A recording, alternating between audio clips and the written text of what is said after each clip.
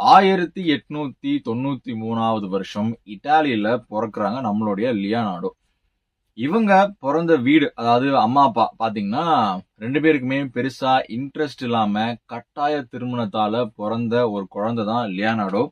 அதனாலே என்னவோ தெரியல, சின்ன வயசுல இருந்து அவங்க அம்மா கிட்ட இருந்து அவங்களுக்கு கிடைக்க வேண்டிய அந்த பாசம், அன்பு, கேர் எதுவுமே ப்ராப்பரா வந்து சேரல.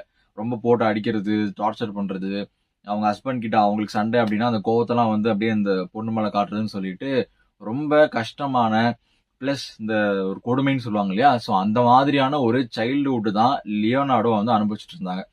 அவங்களுடைய ஒன் அண்ட் ஒன்லி கோலாவே என்னவா இருந்துச்சுன்னா, எப்படா இங்கிருந்து வெளியே போவோம், இந்த ஒரு ஒரு ஜெயில்ல இருந்து எப்படா நமக்கு வந்து ஒரு விடுதலை கிடைக்கும்னு சொல்லிட்டு அந்த மைண்ட் செட்ல தான் சின்ன வயசுல இருந்தே வளர்ந்துட்டு வராங்க.